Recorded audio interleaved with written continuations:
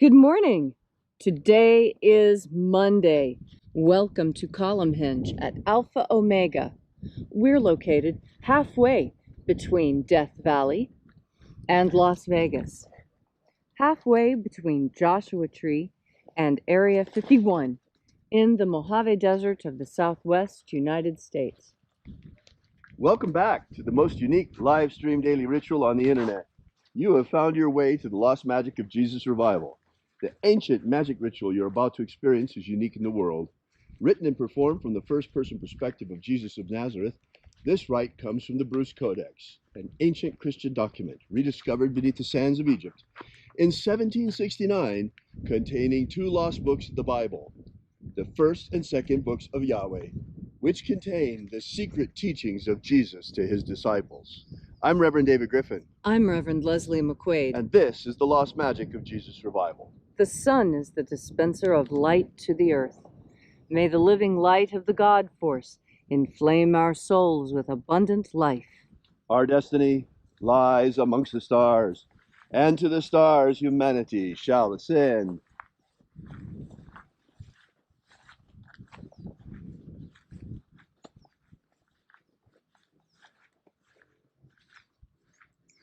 Take a nice deep breath and feel into your body.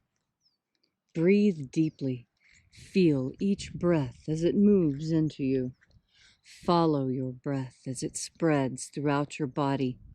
And as you are breathing deeply and feeling deeply into each and every part of yourself, visualize yourself as the tree of life, however it is you imagine that tree to be, and grow your branches up high into alpha sky. Drive your roots down deep into omega earth. I call on you in the east, alpha.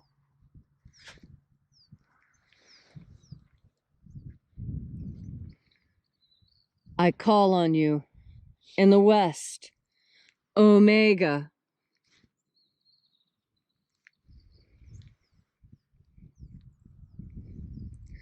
I call on you in the north, alpha.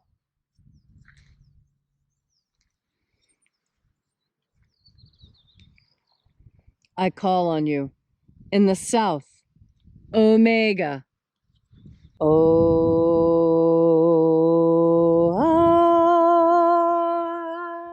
Alpha, at omega, the beginning and the end, and the path of the age between, sunrise and sunset, and the path of life between, birth and death, and the path of life between.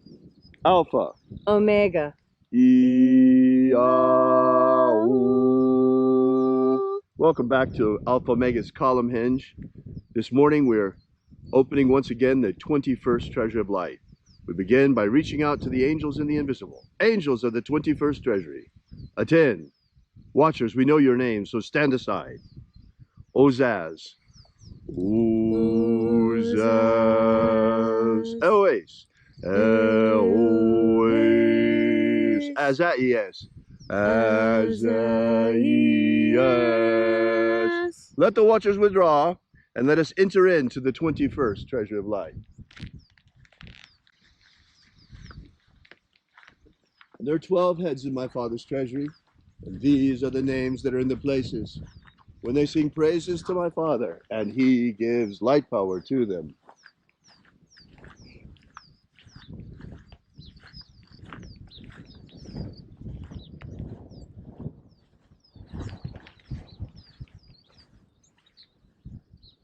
Zo, zo, ze'ai. Zo, zo, ze'ai. Zoho, ze'ai.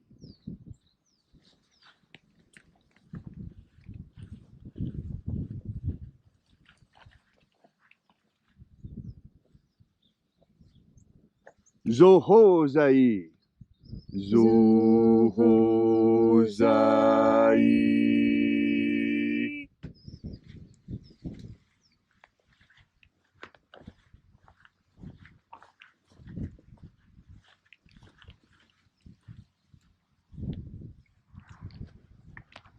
Tozazaksai.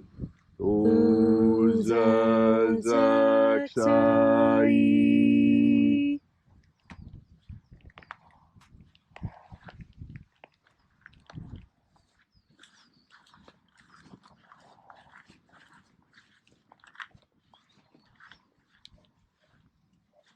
Naozae I. Naozae I.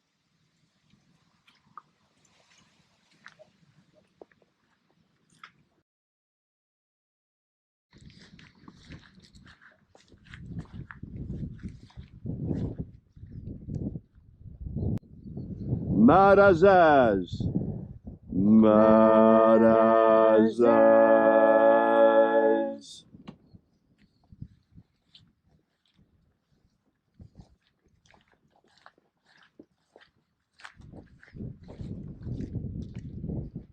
Ozaaz. Ozaaz.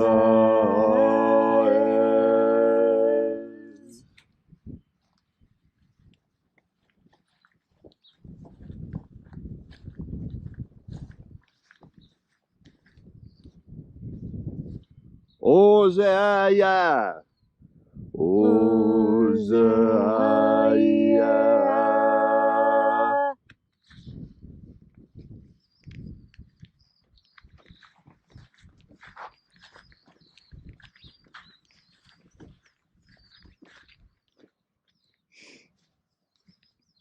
Oza, Oza. Oza,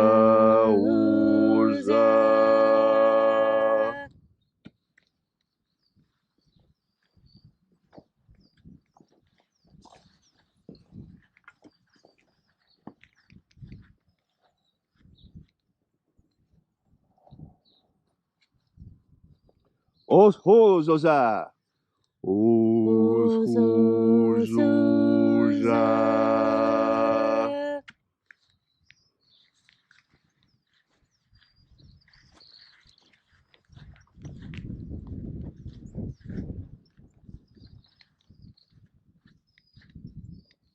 IAOEs. IAOEs.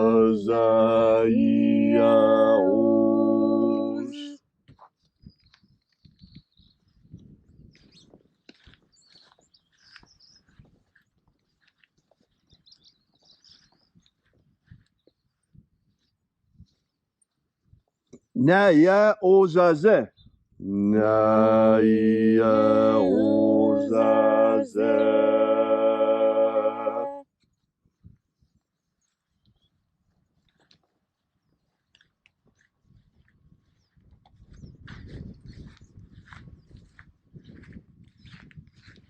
Aenazaz.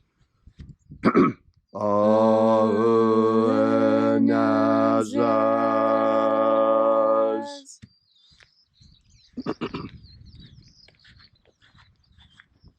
And so we completed our journey through the places,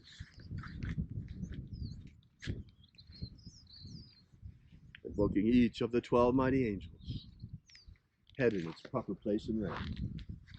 And at length we came into the place of the center, called place of the midst, the place of the middle, the place of the Father of the treasure of life.